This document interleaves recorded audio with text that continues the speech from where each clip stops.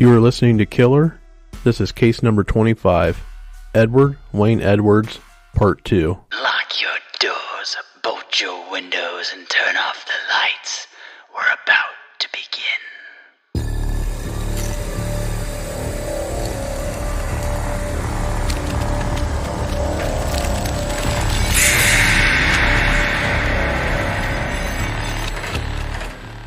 If you're tuning into this episode and you didn't catch part 1 of the series, make sure you jump back 1 episode and catch part 1.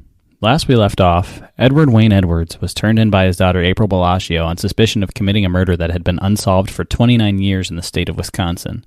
April called authorities after consulting with her family about potentially turning her father in. As it turned out, police in Wisconsin spoke to Edwards after the double murder of Tim Hack and Kelly Drew. Investigators followed the lead, and they obtained DNA from Edwards at his home in a trailer park in Louisville, Kentucky. Edwards continued to deny involvement. Edwards was arrested and charged with the double murder of Tim Hack and Kelly Drew. After initially denying everything and telling a made-up story, which we discussed last week, he worked with prosecutors to change his plea to guilty. The families of Tim Hack and Kelly Drew were quite relieved as they were not aware of this process taking place. Much of this episode will be told by Ed himself, interviewed by Glenn Miller of the Geauga County Maple Leaf. Okay, what happened with Kelly Drew and Tim Hack in Jefferson, Wisconsin? That was rape, right? That was what? Rape? Hell no, it wasn't rape. I've never raped anybody. Well, that's they found semen. No. First of all, the girl and I, Kelly, we knew each other. Okay, I was doing work up there at the where the dance hall and the bar and everything are at, and doing carpentry work and rebuilding. My son was helping me, but we lived about 3 or 4 miles away in a farmhouse that we had rented. And Kelly and I had been together. It was a wedding reception, and the boy, the man, he was inside. He was arguing over a tractor. He was into tractors, tractor pulls and expensive tractors. He was in there arguing, and she didn't want to hear it. She come on out, and I was out in the bars right next door. We went on over to the car, and we had our fun. Sexually? Yes. And she went on back, and as she went around the corner to go into the reception hall where he was coming out, and they started arguing. And this arguing, it progressed, a couple 100 feet down toward the end of the building, and now there's no lights down there or anything. And he had pushed her. And so I had walked over. And at that time, it was kind of obvious to him that I was the reason why he didn't know where she was. And he pushed her again, she went down, and I hit him in the neck, very hard. I was a husky man then, and we're talking about 1980. And in the neck here, the rabbit punch. But anyways, he went down, and he stayed down. And I'm bent over to see her. I mean, because I didn't mean, my intent was not to kill him. It was just get him off of her and get him away from me. Well, as it worked out, then she started piling on me, and she's talking about he's dead, and she started smacking me and everything, so I ended up choking her right there, and that's where they both died, but I didn't leave them there. I pulled them back away from any body, because there was nothing there. It was all cows and everything out in there, and woods.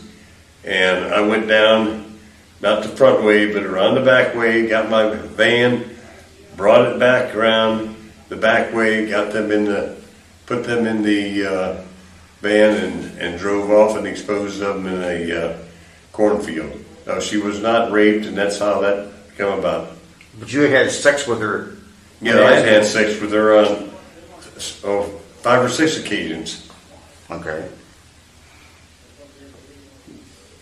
Wasn't there a better way to deal with that situation? Explain to police that he had attacked you and you had acted in self-defense?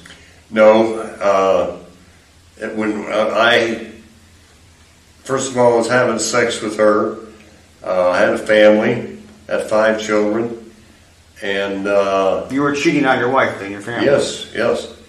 And I had a record from way back, nothing there. But then, but no, that was for my lifestyle and everything. No, I just killed 2 people. No way in hell was I about to call the police up, because I wasn't from there, and I'd have been convicted. The confession to the Hack and Drew murders are chilling. Edwards still sticks to a variation of his original confession to police. He still claims to have never raped Kelly Drew. So my question to you, Craig, is do you believe in his non-rape claim? I don't believe his non-rape claim because Edwards is a very violent person, and just the way he talked in that confession right there, like, oh, I killed them, I loaded them in my van, I drove them to a cornfield and dumped them off. I can't stand behind his non-rape claim. When I first listened to his story, I'm on the fence, right? Like, could he have potentially talked his way into being with this woman, and then, there's some sort of a scuffle that happens when, her boyfriend finds out or whatever, whatever the case may be. I'm not 100% sure what that would be, but it seems to me like, Edwards is pretty darn charming in the way that he speaks and everything, and it seems to me like he could have potentially been seeing Kelly Drew. However, the autopsy later reveals that there were ligatures found around her, and I just can't imagine why you would tie somebody up if you had a consensual sex with them, because he kills, Hack, and when he does that, he doesn't tie him up. So why would you have to tie the woman up then? That just doesn't add up to me. To me, it almost sounds like he had tied her up and raped her, and then Hack maybe comes out of the dance hall or wherever they're at and sees what's going on, and Edwards has to kill him because he has now witnessed a rape. To me, that sounds more believable. Yeah, or he just happened upon the 2 of them and murdered them both, and then, or murdered the man, and then he then goes and rapes Kelly Drew. So I don't know. His story has remained pretty consistent, but he's very, very good with stories, and he's very good at lying, and he rehearses, and he's a master con artist, like to a T. So, you got to really be careful of what he says and what you pay attention to, because he's always trying to manipulate the conversation, and he's always trying to be in control. One thing I missed in that piece of audio, and I'm not sure, maybe I just glossed over it while I was listening, did he say how he killed the guy? Well, he said he rabbit punched him, and then I'm not quite sure if I caught him saying exactly how he murdered him either. Now, I believe the autopsy revealed that Hack had some, sharp wounds to his rib cage, so he'd been stabbed, essentially, is what it came down to. I don't know. I might have missed that as well, re-listening back to it. But yeah, I know that the autopsy revealed that Hack had been stabbed. Okay. Yeah, I don't think he said that during the confession, but he killed them nonetheless. He did say he strangled Kelly Drew, but I didn't pick up where he had killed Hack or where he had confessed to how he had killed him, just that he had punched him and knocked him out. And one more point I wanted to make. Why is it so convenient that these guys always have a van? We've talked about this in the past. Oh, I went and got my van pulled around, threw him in the back, and then drove him to a cornfield. It's every time there's a van involved. Oh, I know. No kidding. Don't trust a dude who drives a van. Just don't. If the man drives the van, he's no good. Sorry to any of you men who drive vans. You might be on my suspect list. Absolutely. Prime suspect number 1 in most cases. Exactly. I mean, I don't care if you're driving a Honda Odyssey or you're driving the old school Chevy Astro van or the white van. You're on my list, no matter what. Ed was very concerned about getting back to Ohio. He was an elderly man in his 70s in very poor health. Edwards did not want to be in Wisconsin. Edwards badly wanted to be back in Ohio, and he wanted the death penalty. Wisconsin was not going to give that to him. So what did that mean? It meant that he conveniently decided to confess to another double homicide, one from Norton, Ohio. The homicide occurred right where he took his daughter April way back in 1977, the park where he told her, "Here," and she stood there puzzled. Let's go back to this 1977. You killed Judith Straub and Bill Levecko at close range. And they were in Akron. They were in Akron area, a couple. In Norton. Why? You didn't even know them, did you? Oh, yes, I knew him very well. Knew him very well, and had told him on different occasions that if he did not stop making eyes and fooling around with my small children and being around them, that he was going to end up getting hurt. And after about the fourth or fifth time I explained that to him, I told him, I said, "I'm going to tell you something, Bill. I'm going to kill you if you do it one more time." And it just so happened that Judith was a prostitute. When we used to go uptown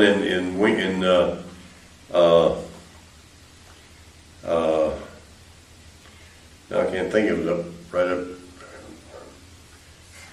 in Wayne County. You were downtown there. No, we were living in Wayne County, right out Route 21. I can't think of the name of the little town up there. But we used to go up there and shoot pool and everything, and she'd be out in the car making money with prostitution and stuff like that. Well, I did not expect her to be with him this particular night. It was dark, she did not recognize me, I know she didn't, and I told her to stay in the car, I wanted to talk to him. And I said, "Please," because it was about 3 o'clock in the morning. And Doylestown is where we were living, this happened. And so I was over there with Bill, talking to him, telling him that, and then she insisted to be there. She got out of the car, "Come on over." And then at that time, Bill told her, says, "Look, Wayne, there's $500 in her purse in the car. If you want money, why don't you just get it?" I said, "Bill, do you know what you just did?" And at that moment, I shot him and killed him. What he just did was tell her who I was. And she started to run. I told her to stop. I wasn't going to shoot her or kill her, because I only had a single gauge shotgun. She come back. By the time I had another one I put in, and I shot her, but I didn't threaten her. Tell her I was going to say I didn't even give reasons for him. There was no threats. There was no pleading and things like this here. So there you hear Edwards, in his own words, he just goes through and recounts this second double homicide like it's nothing. And the way that this all unfolded in the order that we're telling the story is that he gets caught for the 1980 murder, but this one happened in 1977. And the big thing here is when Edwards is talking about this, there's a lot of stuff going on behind the scenes in terms of his status with law enforcement and the way that he's going to get convicted for the Hack and Drew murders. He never confesses to the Hack and Drew murders, but he wants out of Wisconsin bad, and he wants to be in Ohio. So he calls up an investigator in Norton. This was their only unsolved homicide, and he just, conveniently confesses, and the investigators look into it, and they determine that it's very credible. And he goes through and he gives his confession to this. They start looking into him, and they bring him to Ohio to convict him. But the one thing that he doesn't really know at this point is that his whole end goal here is to get the death penalty in Ohio. That's his goal. But what he doesn't know, and what authorities don't tell him while he's giving his confession that they help really get, they really coerce it out of him. He wants to give it up, but at the same time, they're really trying to get it on tape and everything so that they can convict him for it. But what they don't tell him is that in 1972, Ohio suspended the death penalty. And in 1977, when this happened, they still didn't have it. And when you get charged for a murder, you get charged for the year that it happened in, whatever laws were on the books then. So he wasn't going to get the needle, as he would say. So Craig, what did you think of his confession to this Norton murder? It was definitely a convenient confession from his standpoint, wanting to get extradited back to Ohio. But that's my one question with this, and I'm not sure if you know or somebody that listens can weigh in, but how exactly does extradition work? Let's say he committed that murder in Wisconsin on said date, let's say 1980, but we go back and he's committed this in Ohio in 1977 when they don't have the death penalty. Which murder charge trumps the other? Because if he's committed a crime in Wisconsin and he's already been given a life sentence, how does the Ohio conviction overrule that, and how would that get him back to Ohio? That's what I'm kind of confused about, that piece of the story. I think it's just a negotiation between the prosecutors in both states. And so my working assumption, and again, audience, you can correct us if we're wrong, my working assumption there is that essentially, like, Ohio wants to get this confession and they want to be able to prove that he did it, charge him and convict him. And if that means as part of those terms, Edward says, I want to be in Ohio as part of that, then they may go, hey, Wisconsin, I know you've got him here. You're going to convict him guilty of this murder, but can you extradite him to Ohio so that we can charge him and get his confession and convict him in Ohio for this Norton double murder? And, I don't know that they care. From Wisconsin's perspective, he's just going to rot in jail till he dies. They don't have to pay for him if he goes to Ohio. Ohio's paying for him. So they probably say, sure, have him. We already got what we needed, and you get what you need, and you can house him and pay for him to be in jail. That's very true. And that sounds like most likely how it works. Like you said, hopefully if there's somebody listening that knows exactly how that works, it'd be great to hear their opinion or their insight into how that works. One other question I have is, what do you think about these criminals who say that they want the death penalty and they want to be executed? Do you think the state should act a little bit more with a sense of urgency to carry out their wishes? That's a great question, because there's two schools of thought there. You have the people who say, yeah, kill them, they deserve to die, and we shouldn't have to pay for them. And then you have the other school of thought, which is, no, they want to die, so do the opposite and make them rot in jail. I'm not really a huge fan of the death penalty personally. I know why it exists. I have a hard time with it because unless you could 100% say somebody did something, or you could guarantee it was always that person, which we cannot, then I have a hard time with it, because while I know there are many cases that are very, very provable, there are cases that are not. And those people, who get sentenced to execution and then they die and they never were responsible, or maybe they were part of a crime and weren't the main culprit in the crime, but they got fingered for it, and they're the ones who, I have a hard time rationalizing that in my mind. So to me, I would be very, very conservative with when we use the death penalty, personally. So if an inmate's requesting it, I don't necessarily know that I would give them their wish, I guess is what I'm trying to say. I would probably be a little less conservative, probably a little bit more on the edge. I think in a case like that where the criminal asks to be put to death, maybe it's something where they need to let the family decide of the victims. Maybe the family says, yeah, go ahead and kill this guy because he is nothing but a dirtbag. But on the other hand, a lot of cases too, the family will say, no, we want this guy to suffer, and we want him to suffer for the rest of his life behind bars with no freedom or no anything. There's just so much going on in that scenario that I don't think you can always cover all your bases, and it's just really hard to determine exactly how that should all go. I don't know. I have a really hard time with doing all of that stuff. I don't know. I'm on the fence. Yeah, same here. I may be coming at it a little less conservatively because there's some people that I feel, and we've talked about them in past episodes, that truly deserve it but never get it. But I mean, it's a matter of the states if they're upholding the death penalty at that time, like we're discussing here, or it's just a state where they go through 20 years of appeals and it never happens. It's a tough thing to talk about. Yeah, for sure it is. I wanted to touch on something else about the Straub and Lavaco murders. So Edwards, he knew Billy Lavaco for some time before the murders happened. And what ended up happening is they worked together doing carpentry work for a while. And Billy would come over to Ed's house for parties every once in a while. And Ed suspected that Billy was touching his daughter, April, who was very young at the time. And Ed even asked April at one point if that was actually happening, to which April denied it, even though she knew it was happening. She didn't want anything bad to happen to Billy just because she knew her dad was kind of crazy.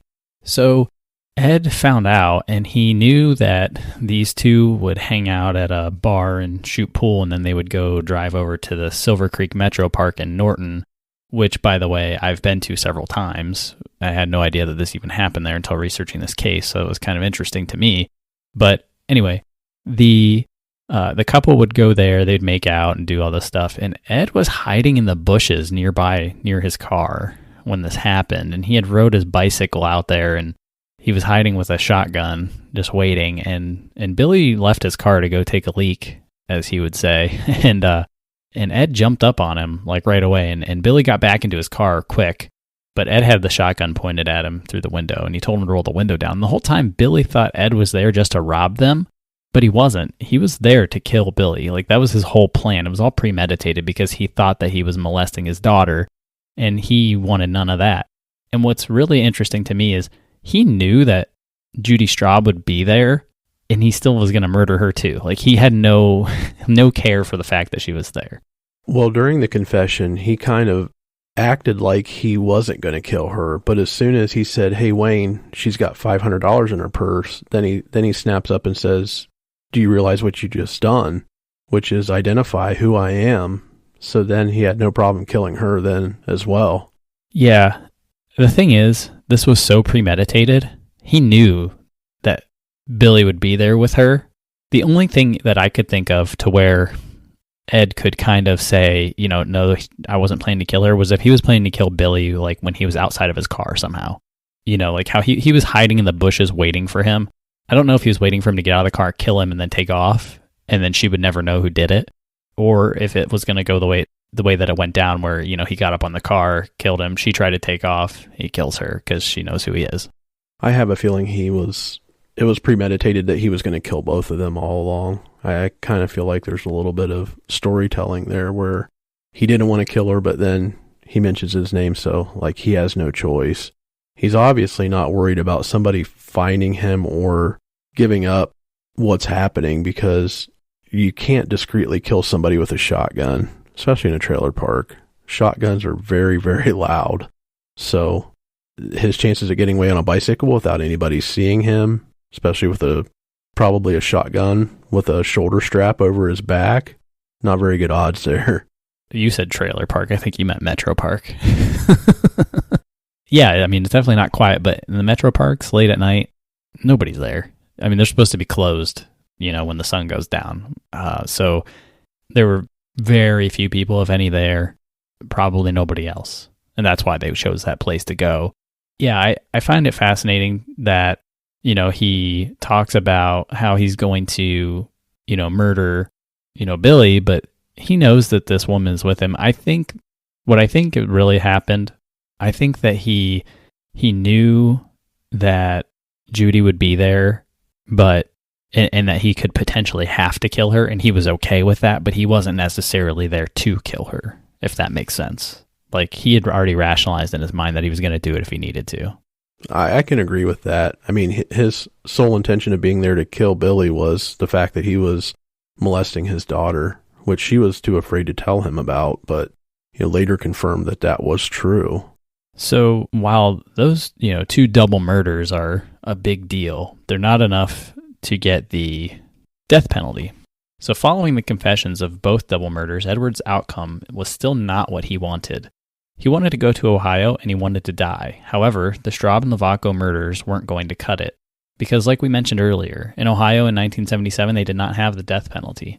This meant that Edwards' wish to be moved to Ohio could happen, his wish to be executed there could not. He had made friends with an investigator from way back in the day in Ohio. Back when Edwards made buddies with a cop, he acted as an informant. He wanted someone in his pocket that he could trust should he run into any problems. He contacted this person following the arrest for the Hack and Drew murders when he knew he wanted to be in Ohio and he wanted to die. The problem in Ed's eyes was that no one told Ed that his wish to be executed wasn't going to happen due to the suspension of Ohio's death penalty during the time the murders were committed. So Ed had another convenient trick up his sleeve. This boy lived with some foster parents on the other side of town in Burton. And he was 21 when he graduated from high school, when he went to school with my kids. He got, the people there got divorced. And so he ended up living with one of the kids that he used to be there. And so anyways, that kid brought him to me one day. He said, I'm going to put him out on the streets in Chardon if you don't want him. He said, because we don't want him. So we took him in and let him live there. And then it was after I started plotting down the road to kill him for the insurance purposes and everything that we had his name changed to Danny Boy Edwards and that. But he was not a foster son. He was not an adopted son. He was someone that we had taken in. With Danny, I saw an opportunity I was always a schemer. I was always thinking of ways of making money. I've always been into crime. And with Danny, I saw an opportunity here at long range. It took about a year to set it up. And that's what I did. I set it up to collect the money and ended up getting $250,000 out of it. And it was arranged. It was premeditated. It was thought out. It was planned. And that's what I did. He went AWOL. I sent him the money. He got the money, he got a Greyhound. He went AWOL and went to Columbus, the bus station in Columbus. That's where I went, and that's where I picked him up at, is the bus station in Columbus. He didn't come here. Then I brought him back to the house. And he stayed at our house unbeknown to my wife. He was out in the barn. He was in the car that was parked there. He was in the house. And it was all set up. I'd already had prior to him going into the military, he took out a $50,000 insurance policy, named us beneficiary. And then while in the military... Did you ask him to do that? Or he did it voluntarily? No, I asked him to, but... but that was part of your plan then? That was part of my plan, yes. That started back prior to him going into the military. Then the name change was not effective, was not all the way through yet once he went into the military. When he went into the military, he was Danny Glockner. It was while he was in basic training that the name change went through to Danny Boy Edwards. So at that time he had to go down and change his name on the records to the insurance policy, because the insurance policy had been made out to the people that he used to live with that already separated and everything. And matter of fact, one of them was dead. And so he went down and changed his policy over and named my wife and I the beneficiaries. And he was going to get a medical discharge from the Army because he couldn't handle it.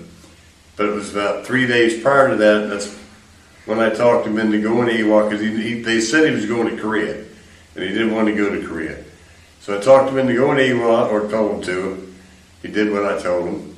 And we went to Columbus. I picked him up in Columbus, brought him back here, and then that was part of the scheme that I put together, and it was, okay, I'm talking to him as to, we're going to make a phone call that he burglarized the house and stole money and and different things like that. And so then when he had it memorized and everything, I took him down to Ladue and dropped him off, telephone. I went back home and he called me. It was being recorded. Hi, Pops, how are you? And we talked, and I'm sorry I burglarized the house and things like that. I said, well, I didn't know you were even in here, Danny. And yeah, and so we went all through that, and that he gives the money to another person. And so then it ended, so I went back and picked him up and brought him back to the house.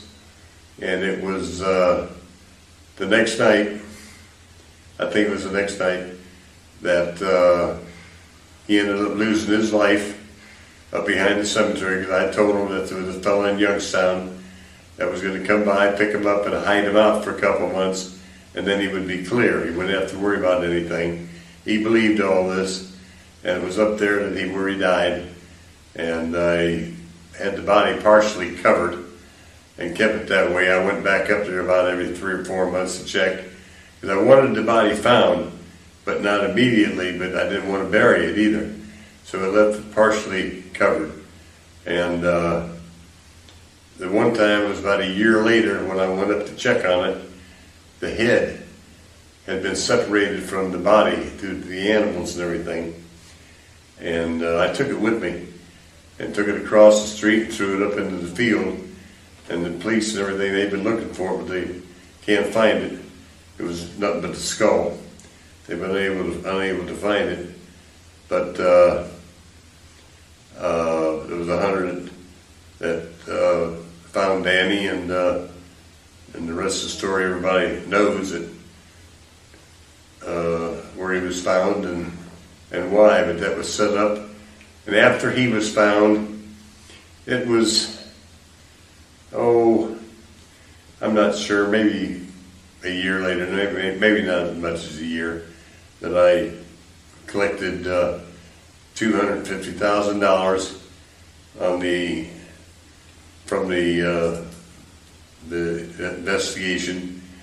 But the attorney, I had an attorney representing me, and he got a third of this, so the rest of it we got. And my wife, she was not aware of any of this. I endorsed all the paperwork and forged her name, and she knew absolutely nothing. She's a very Christian-like woman. Where did the additional, you said it was original, it was a $50,000 policy. Where did the other $200,000, did he take out an additional policy?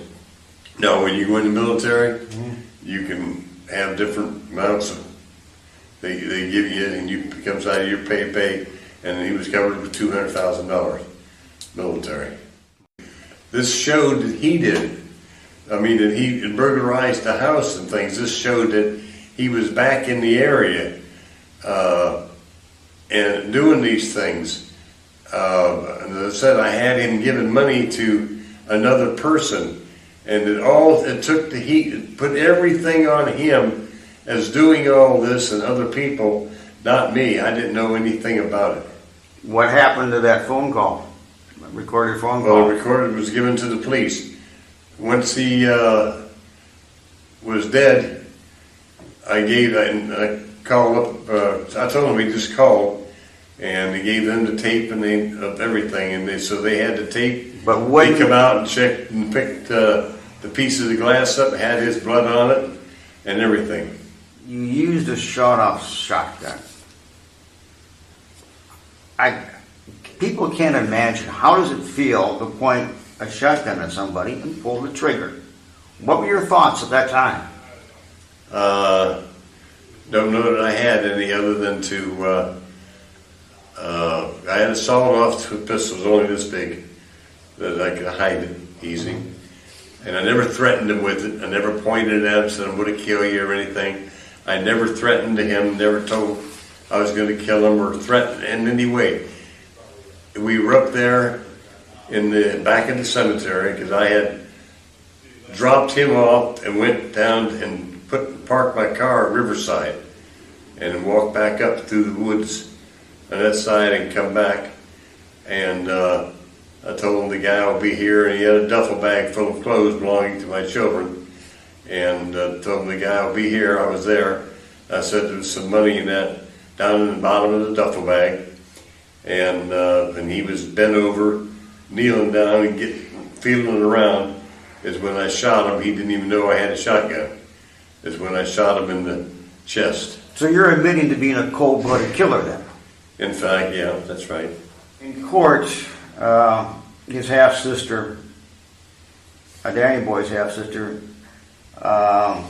Jeanine Copley, basically opposed the death sentence because she said, in your case, getting the death sentence is an easy escape from having to spend your rest of your life in a harsh prison atmosphere, and that you've always had your way with people, manipulated people. That is why she opposed this. Okay. What is your reaction to what she said? I said nothing in court. I just let her go. Danny and I both tried to find her. She was in prison. She's a drug addict. She's living on Skid Row, and under the bridge and in boxes and things like this. He tried finding her way back. I was with him when it happened, and she was in prison. Okay, and now she's hoping to get $1 somewhere down on the line, and this is her only interest. She didn't have an interest way back then of contacting anybody. And okay, in regards to her saying I should be in prison, she's been there. She knows what it's like. This is the front for her. I have 4 life sentences right now. 4 life sentences running wild. 2 of them from Ohio. 2 of them I'm doing in Ohio from Wisconsin. That's 4. Now I've got the death penalty. She had been bugging them up here. She wanted her dog in there with her. They made her get the dog out. It's been a nuisance. And that's why I didn't. We knew basically what she was going to say, and that's why I didn't oppose. I didn't say anything back. She said like I don't work or I haven't had a job. I had my own construction business for many years, and because I was paroled from federal penitentiary in 1967. Jimmy Hoffa got me a job. I settled with Jimmy. He got me a job driving truck and working dock over in Akron, Local 24. And that's what I was doing. Then I went in construction, building homes and remodeling and everything. So I've worked hard. But as I said, I didn't say anything. I didn't in any way oppose it. But her point was the death penalty is an easy way out. You don't have to serve those life sentences. Well, I'm 77 years old. I'm going to be 78 in June.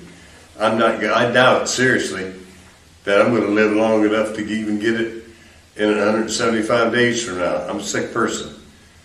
But I went into this. My plan was, you want to try me for this?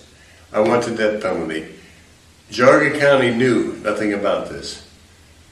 They knew I wasn't even in the radar.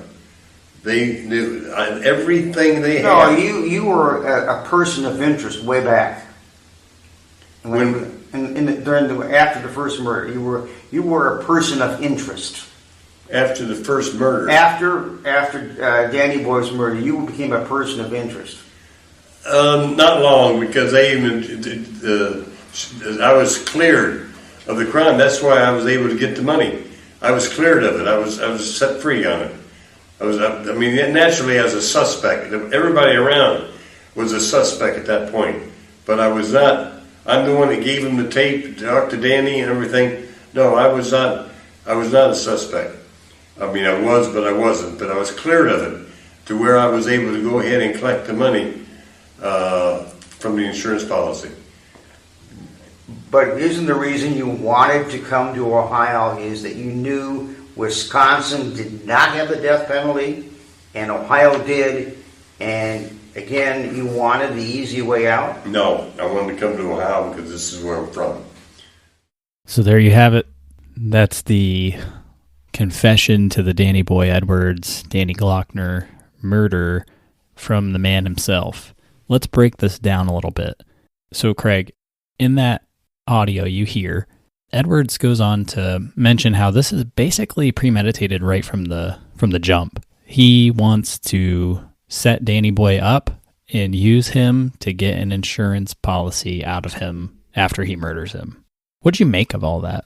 I'm not surprised from a con man like Edwards. It's very premeditated, very thought out, very planned out. I mean, he thought up this whole scheme to get him to take out life insurance, take him in. I'm a little bit confused as to why he was hiding Danny Boy in his barn, not letting his wife know that he was staying there. I don't know what that source of contention with his wife was, but it was a very thought out, meticulous plan, and I believe he ended up getting the money. So the plan worked in the end.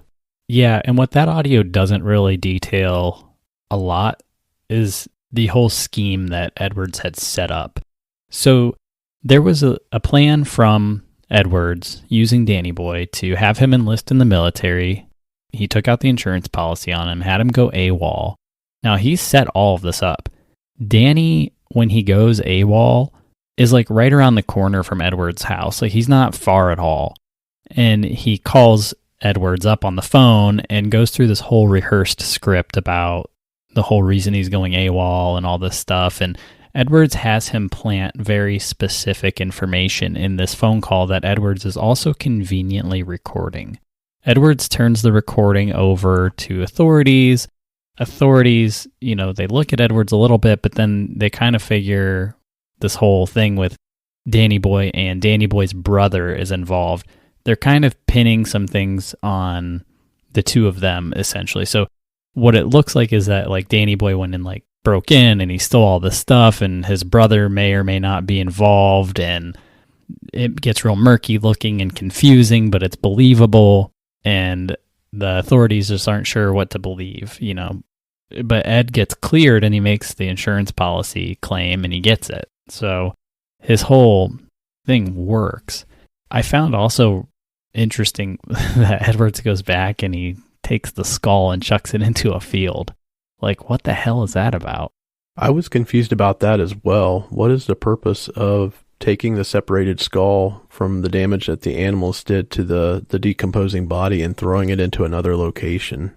I don't understand that at all. I don't know either.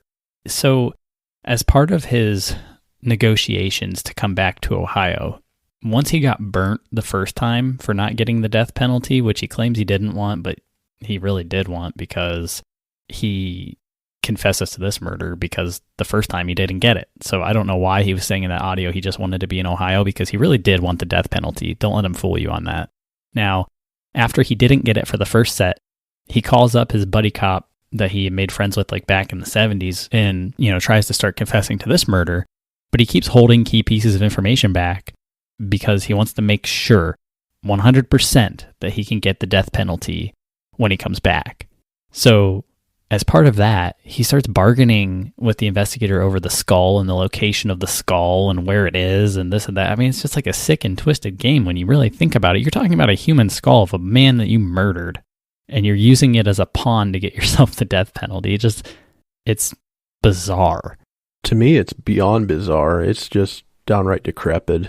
Looking at the entire murder case around Danny Boy and how this was planned out and things, it just really goes back to show that Ed has no remorse. We've kind of haggled with the thought that, did he think this out? Is this what he planned? Was he acting in defense of his daughter? Just different questions that have come up along the way. But in this case, he calculated this from beginning to end and knew exactly how he wanted it to play out, how he wanted to get the life insurance money. Having him enroll in the military, he knew that was another $50,000 that was guaranteed. Having him go AWOL, everything, it was very well scripted on his part of how he wanted this to fall together. Again, Edwards, the master con man, the master of committing crime and the master of getting away with it. He was excellent at it. DNA was the only thing that stopped him. So much like the Golden State Killer, who was also excellent at getting away with crime until DNA caught him, Edwards parallels that in the sense that he was able to come up with these ways to commit murder, to commit, all sorts of crimes and get away with them. I mean, he got caught a lot early on for his like robbery schemes and stuff, but he got smart and he figured out how to manipulate people and he figured out how to get his way around it without getting in too much trouble. So the last thing I want to mention here before we wrap up is Edwards, he got his wish. He was convicted of the Danny Boy Glockner murder. He was sentenced to death. He was sentenced to die on August 31st, 2011. However, he died on April 7th, 2011 in prison of natural causes. And last, we'll tackle next week on part 3 of the Ed Edwards case are some other murders that he may have been connected to, as well as some crazy conspiracy theories. So, until next time, stay safe.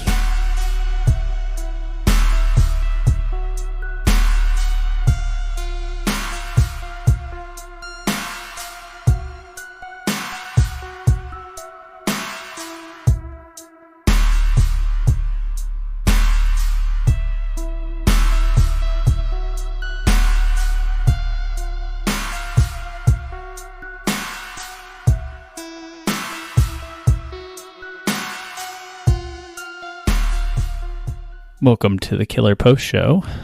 Craig, I've been seeing something interesting floating around the internet, and I wanted you and I to break this down. So, are you ready? Oh, I'm ready. I've got my list ready. You want to explain what we're talking about here first? Absolutely.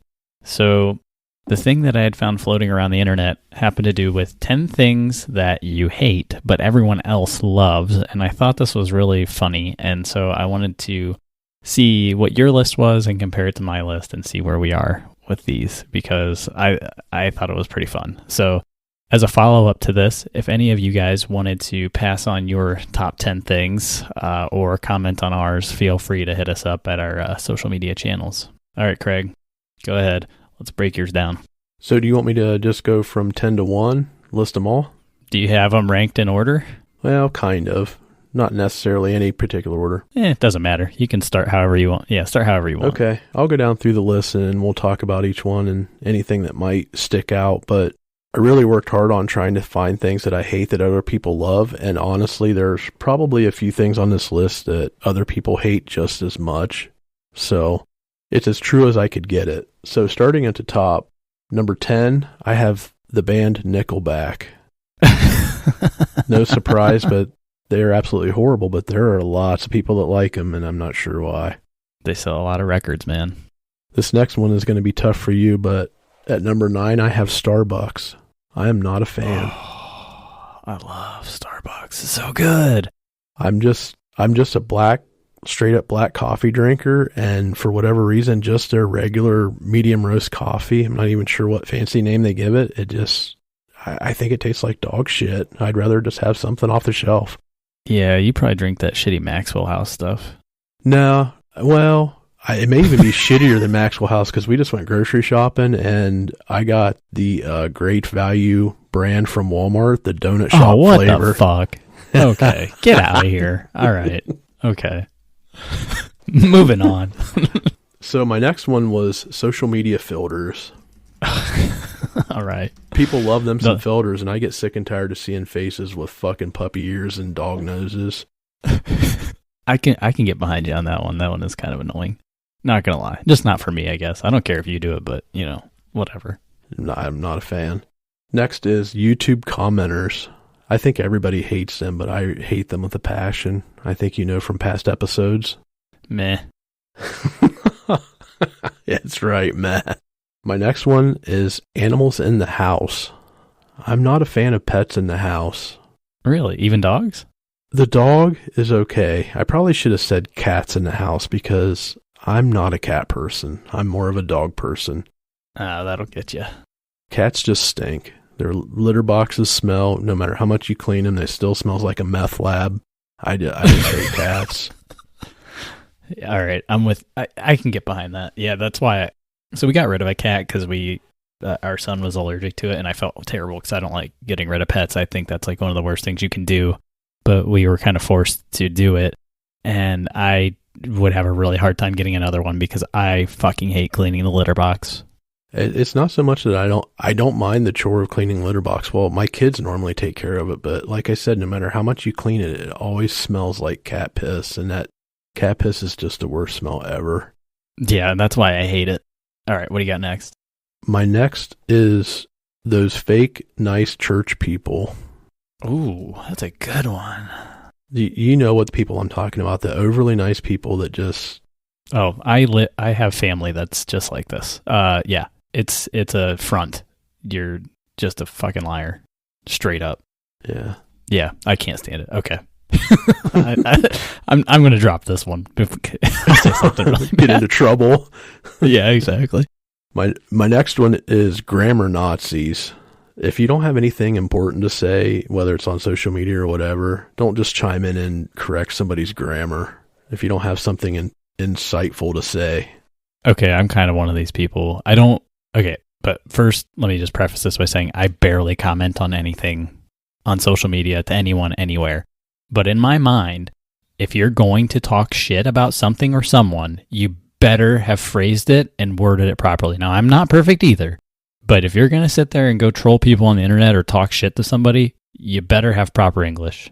Normally, the only time I troll people on the internet is just to get the comedic value, try to just get a laugh. I'm not being serious. What I'm talking about is somebody's making a very valid point, and somebody doesn't agree with their side of their thinking, and then they find one word where they, the grammar was bad. I'm with you on that one. Stuff like that. Yeah.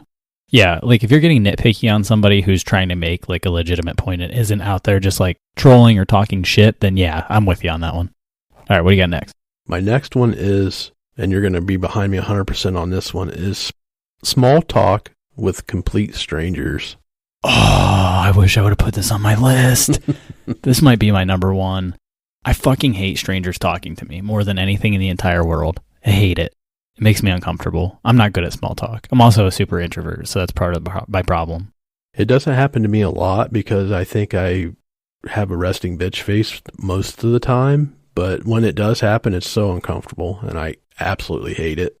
Oh, I have resting bitch face and people still want to fucking talk to me, and I don't know why. Okay, what do you got next?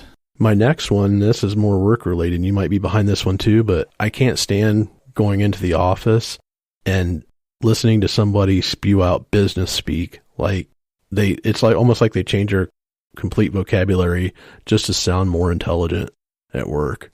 Oh yeah, the fake intelligent people. Yeah, I hate that too.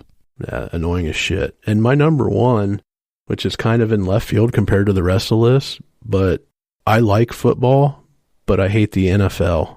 I hate the NFL based on the fact that they try to move the needle on social issues, political issues. They feel like they think they're a barometer for society as a whole. This is just my opinion.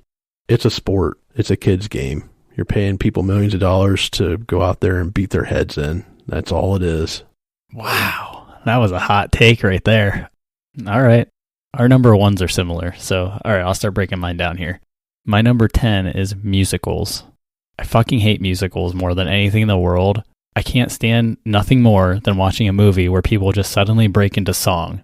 It is the dumbest shit I've ever seen in my life. So you're not a fan of the Rocky Horror Picture Show? No, could care less about it. The only musical that I can think of that I can mildly stand is The Nightmare Before Christmas, for no reason.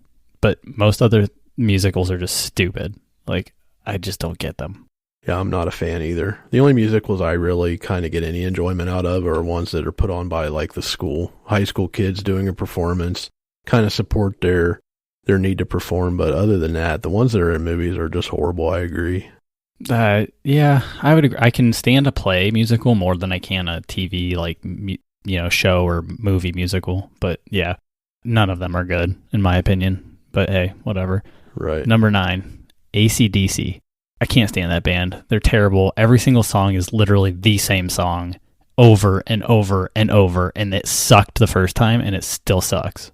one of the most iconic bands of all time with the most record sales. But I agree. It's just remanufactured songs, every single album.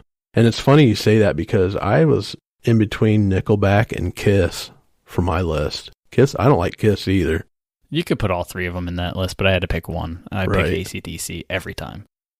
Next on my list is country music. Don't get it. I think it sucks. There's very few country music songs that I can enjoy. I just really, truly do not understand that genre of music at all. But, what are you going to do? Yeah, there's only a select handful of country music artists that I somewhat enjoy, and Johnny Cash being one of those. And I don't even know if you can consider him 100% country. He came up through that genre, but some might say he's a little bit more alternative as well for his time. I don't know. Just that genre is lost on me, which is funny because we live in Ohio and near rural areas, and a lot of people love it. I can't stand it. As soon as it's on, it's like a meat grinder to my ears. Next on my list, number 7 is Friends, the show. I fucking hate this show. I think it's stupid, and I can't believe people have brought it back. Like, I just don't get it. This show sucked when it was on the first time. It still sucks now. It's not a good show at all. It's terrible. You're not excited for the reunion at all? Number 6 on my list. Fight Club. I did not like this movie. One of my best friends is like obsessed with it and thinks it's the best thing ever. I think this movie's terrible. Most Brad Pitt movies suck. The only one I can think of that I even mildly enjoy is Interview with a Vampire. He's a terrible actor, and Fight Club was stupid. Yeah, Fight Club, I had to watch it a couple times because I really didn't understand what the intrigue was the first time.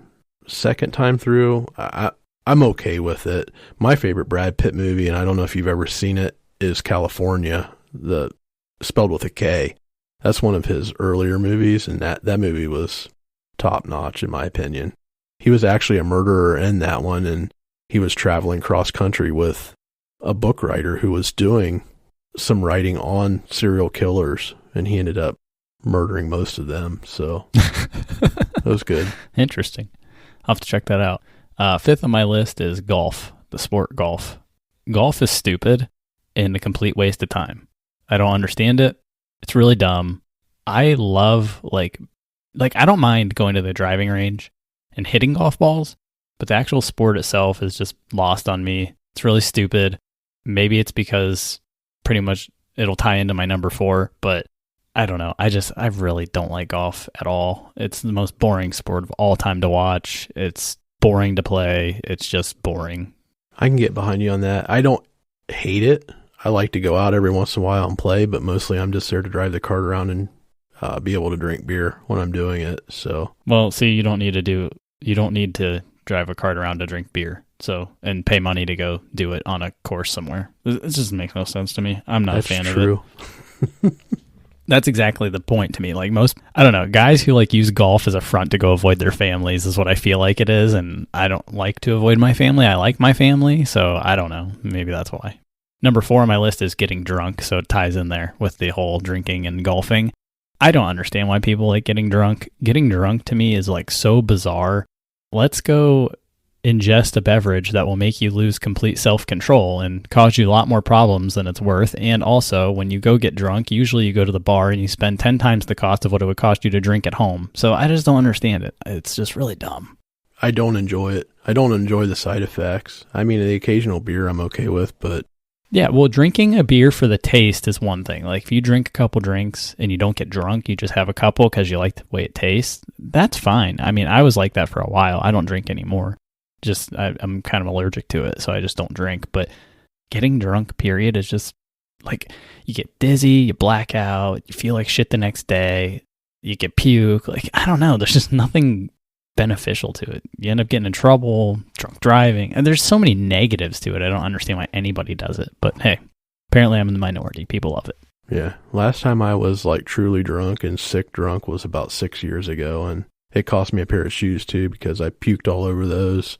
Yeah, that's not good. All right, 3rd on my list is buffets. Buffets are fucking gross. Enough said. Oof, I'm 100% behind you on that one.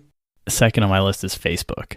I hate Facebook, the company. I understand that they own Instagram.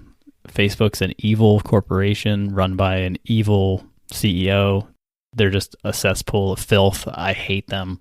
I really don't like using their social media channels, but it's sort of a necessary evil for what we do. Not a fan. I'm not a fan either, and I'm actually not on Facebook, so I 100% agree. And talking about evil and tracking and eavesdropping on your private life, I mean, I understand when you go out to a search engine and you throw something in that you're giving them data to try to fall back on, but here lately it's been crazy where I've just did some searches on, because of this whole COVID-19 thing, do some research on N95 masks, different type of masks. And then when I go to our show page on Instagram, I'm inundated with these ads for different types of N95 masks. It's just convenient how everything ties together between Google and Facebook and Instagram and all of that. Yeah, it's annoying. And last on my list, which people are really going to hate me for this is like sacrilege in some regions of the country. I hate NCAA sports more than anything. Oof.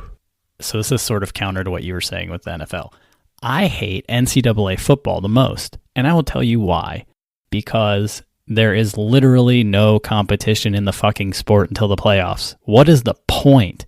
Okay, I'm Ohio State, and I'm going to schedule Akron U, a MAC school that has zero chance of beating me. I'm going to schedule about 4 of those. I'm going to schedule like 2 games a year that are actually hard. And I'm going to try and pump up my stats to get into the playoffs that are voted on by a bunch of tools. This makes no fucking sense to me. The sport is stupid. The real show's the NFL. Why are the rules different? It's just dumb. Like, come on. I don't know. It just makes no sense to me. I hate it. I can't say that I hate it, but I understand your points about each conference. Every conference does it, whether it's Big Ten, whether it's SEC. Yeah, I mean, if you're a big school, you should all have to play each other. You shouldn't be allowed to schedule these little tiny piddly schools. Like, it just makes no sense to me why you do that. Maybe do some preseason games with those schools to get yourself geared up to play the season, but we don't need those as games. Like, I have zero interest in investing in any minutes of my day watching that shit. It's just garbage football. Who cares?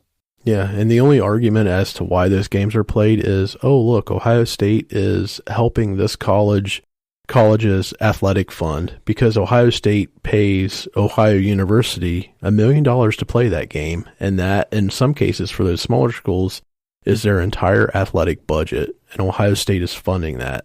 And they'll say, well, that's great. Well, let's focus on academics at those colleges that aren't good enough to play Ohio State. How about that? That's truly what drives me crazy, is there seems to be little to zero focus on academics. Where you hear these stories, I can't remember the players or what had happened, but you hear this tough story about, hey, this kid got into trouble off the field. He's getting kicked off the football team. Oh no, his life is over. He's got to go back to a normal 9-to-5 job. No, you don't. You were in college. Somehow you got there. Why not finish your education and get, a normal job? And why put 100% of your effort into exceeding on the football field and hopefully, in the slim chance, getting drafted into the NFL? It seems counterintuitive to me.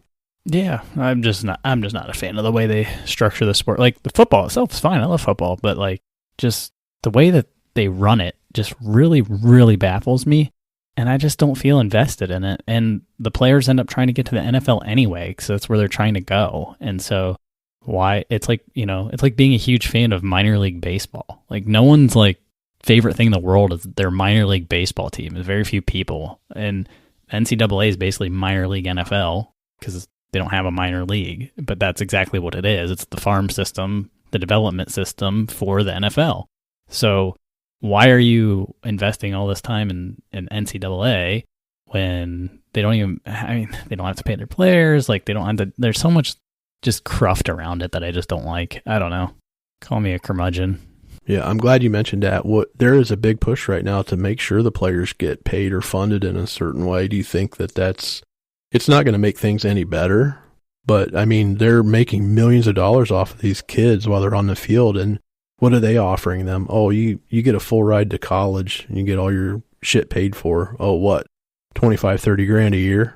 I don't necessarily think that the colleges should have to pay the kids, but they should let the kids be able to get paid. Like, if I can go get an endorsement deal or if I can go do this or that, then let me. I agree. I think they should be able to get endorsement deals, and I also think there should not be any regulation on if a kid is good enough to play at the professional level, they should be able to skip college completely. I mean, I know LeBron James did that when he came right out of high school, right into the NBA. Kobe Bryant did the same thing, and there are several football players that did. Well, yeah, the college should not have any hand in getting money from kids who were great high school athletes who could transition straight to the pros. Like, where the fuck does that come from? Like, why does the NCAA suddenly get you to be able to come to their program and to their school where they rake in a shitload of money off of your back and your hard work? Like, where is that a thing? You know? That's exactly it. If you go straight to professional, you go straight to the professional level and skip college, they're missing out on the millions of dollars of revenue that you could potentially generate because you create a buzz around their team. And that they weren't going to pay you a dime for. So they missed their free money? I mean, come on. What the fuck kind of deal is that? That's bullshit if I've ever heard of it. So anyway, yeah, that's my top 10. We'll catch you guys next time. See ya.